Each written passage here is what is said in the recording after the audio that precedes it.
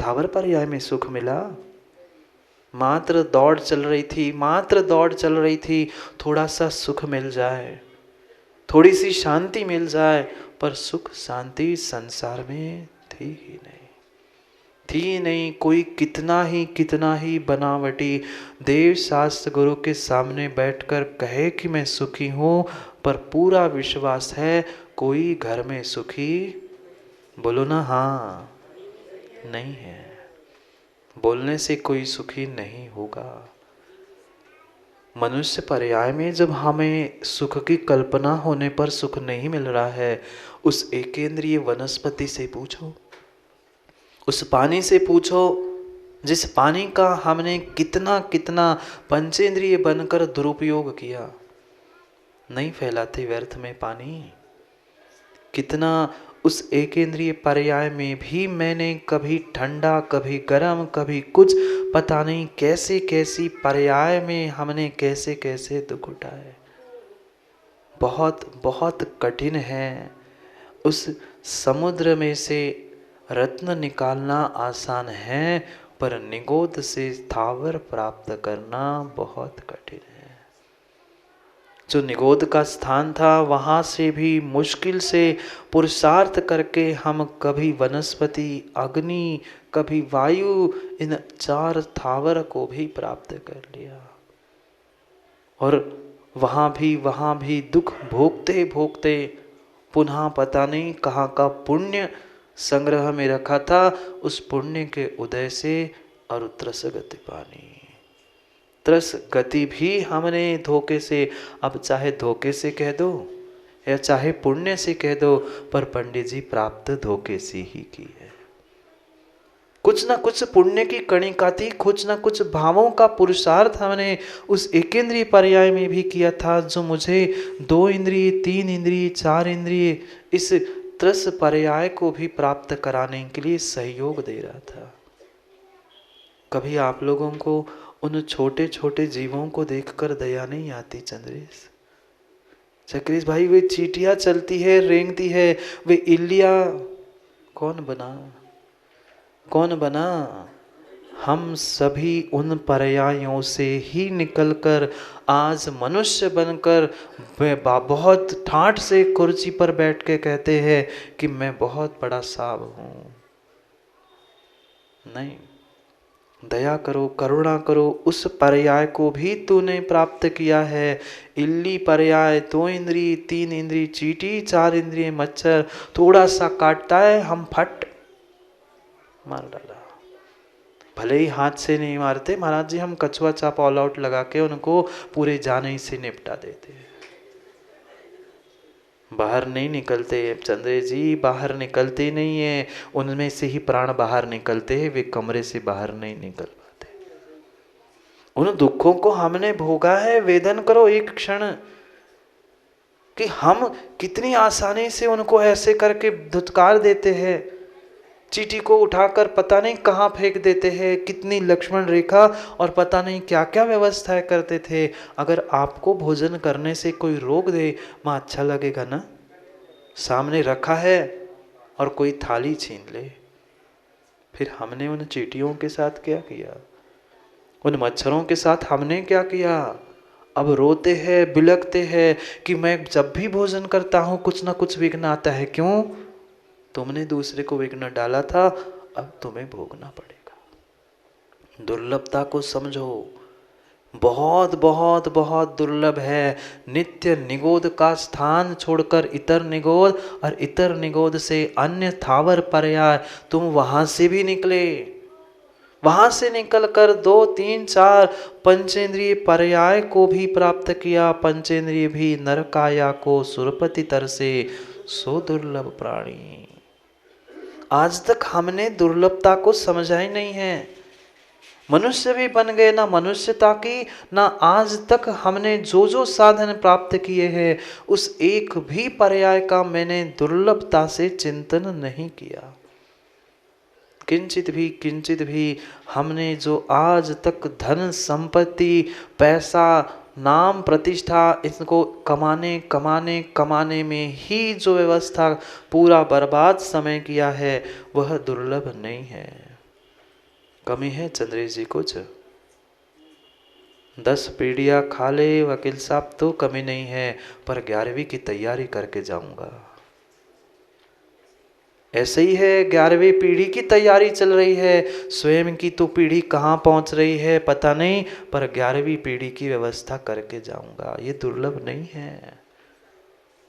दुर्लभता को समझो। नरकाया पंचेंद्रिय पर्याय भी प्राप्त कर ली। नरकों में पता नहीं, अभी अभी मूलाचार में पढ़ रहे थे, 3 लोक के समान भोजन का पिंड भी मिल जाए तो भी क्षुधा तृषा नष्ट नहीं होती।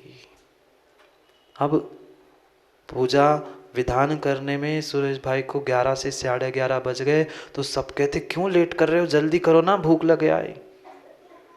नरकों की वेदनाओं को किंचित कभी तो याद करो।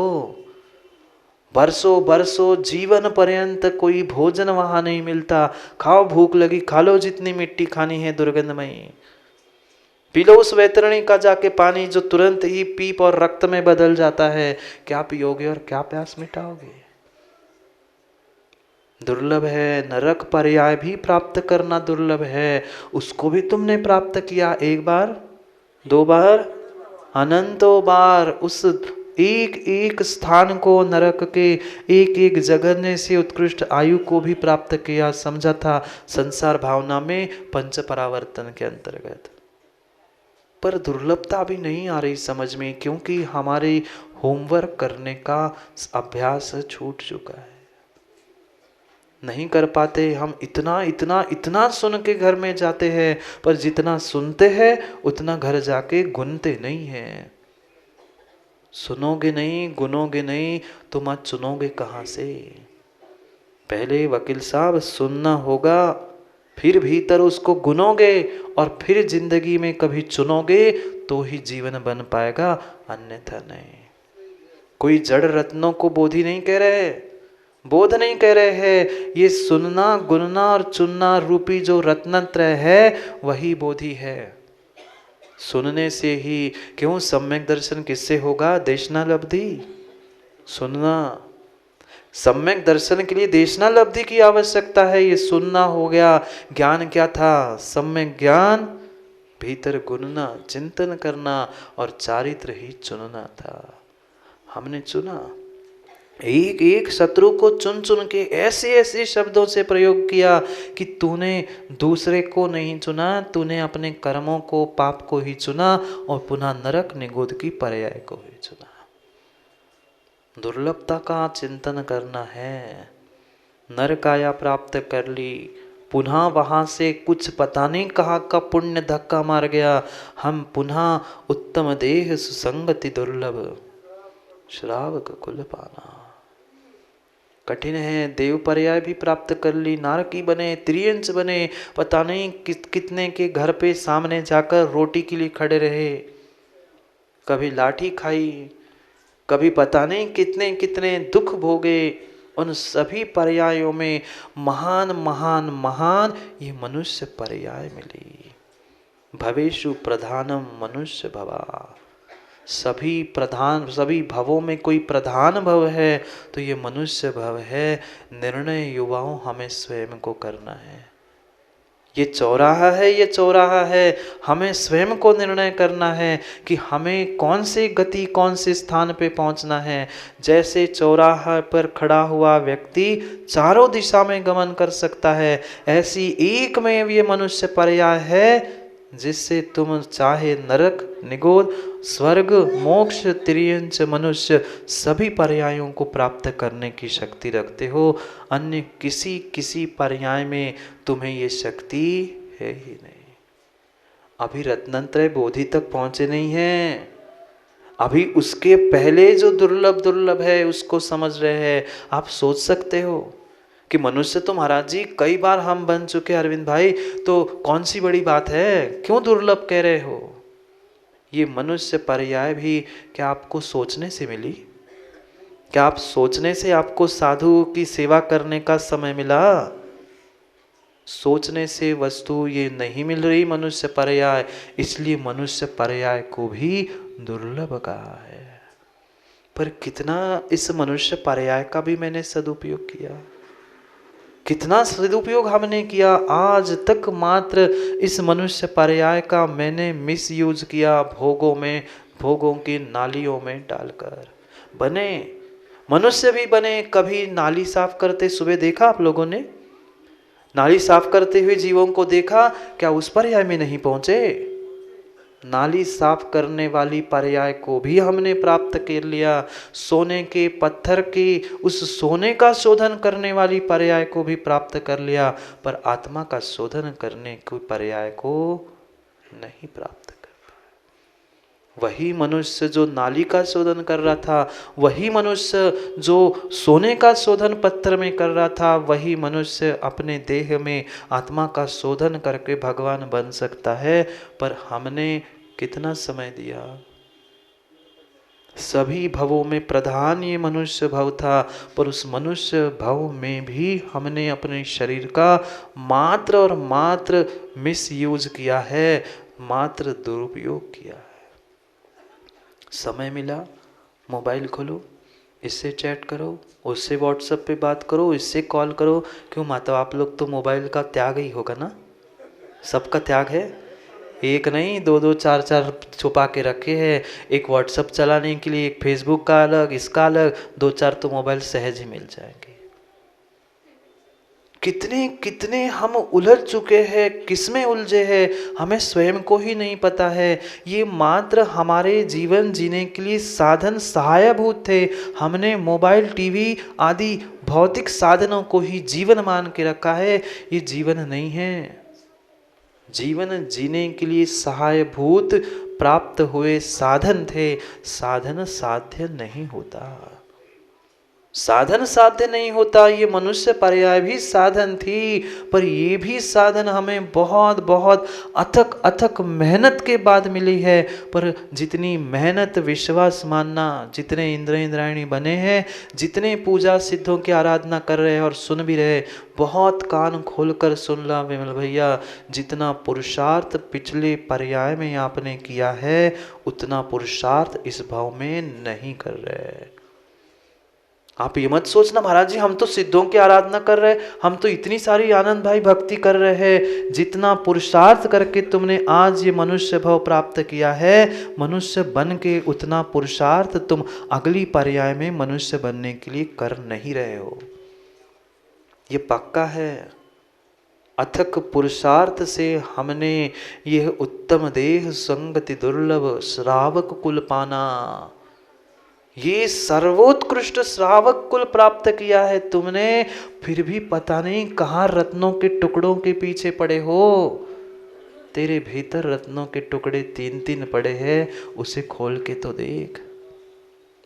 अभी खुश हो रहे थे वे बानपुर वाले, पर्दा खोल के चित्र का विमोचन करके कितने खुश हो रहे थे। कह रहे थे निर्ग्रंथ मुनिराजों के चित्र का विमोचन करके हम खुश हैं।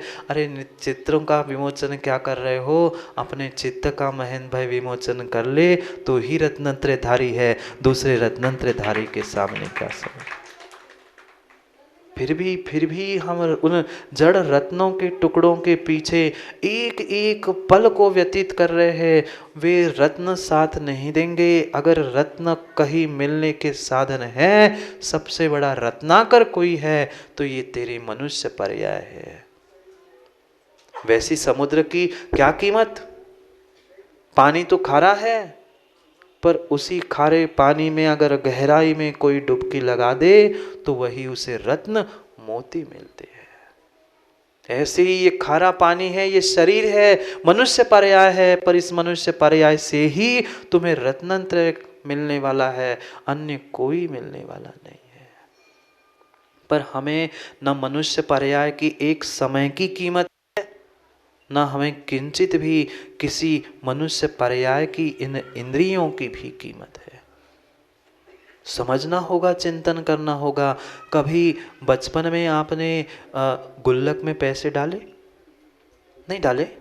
आजकल तो समय बदल गया है, सबको पिताजी पॉकेट मनी देते हैं, भाषा बदल गई, पैसे सब कुछ बदल गया। पर उन पुराने ज़मानों की मामा याद करना, जब एक छोटा सा गुल्लक मिलता था। पहले तो प्लास्टिक आदि कुछ नहीं, टीन नहीं, मिट्टी का, मिट्टी का वो गुल्लक मिलता था और पिताजी देते थे पैसे, रुपए नहीं।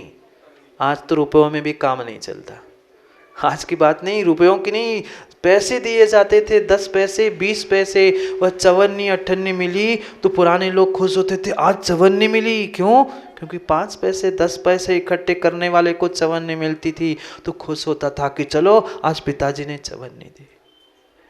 कितना समझदार बालक, कितना समझदार बालक होता था वह। एक एक चवन्नी अठन्नी 5 10 जितने पैसे मिलते थे वह गुल्लक में डालता था। जब आपको पैसे मिलते हैं, 5 पैसे भी मिले होंगे सुरेश भाई, मिले कभी 5-10 पैसे? फेंक देते थे ना पिताजी, 10 पैसे कोई काम के नहीं है? नहीं, 10 पैसे भी वह बालक संभल के रखता है। पता नहीं पिताजी ने 10 पैसे दिए, मैं संभाल के रखूंगा, जब इकट्ठे हो जाएंगे ना तो बहुत कुछ।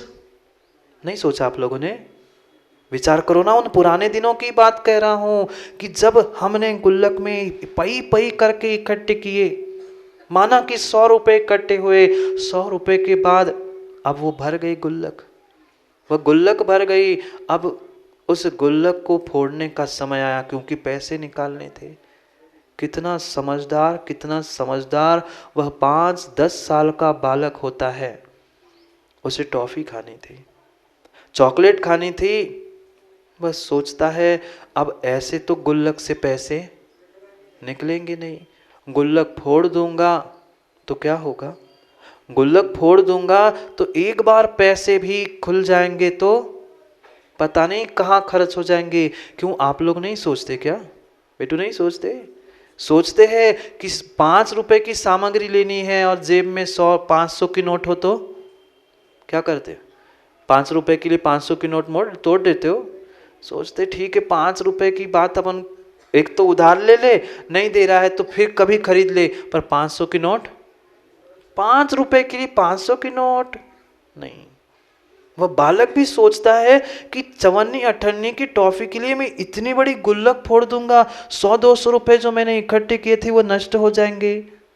कितना कितना वह बालक और एक व्यापारी, एक श्रावक भी सोचता है किसके लिए? धन हमने पई पई करके इकट्ठे किए हैं, हमें पता है महाराज जी कैसे खर्च करना पड़ता है। जब उस पई को खर्च करने के लिए तू इतना सोचता है, वह बालक सोचता है कि चवन्नी अठन्नी की टॉफी चॉकलेट के लिए मैंने वर्षों से इकट्ठे किए हुए इस गुल्लक को नहीं फोड़ूंगा। ऐसे वर्षों से इकट्ठे किए हुए इस पुण्य रूपी तुम्हारी जो मनुष्य पर्याय की गुल्लक है, तुम क्यों चवन्नी अठन्नी की भोगों में खर्च कर रहे हो? ये भोग चवन्नी अठन्नी के भी कीमत के नहीं है। कल समझा था ना, चवन्नी की कीमत नदी पार करना।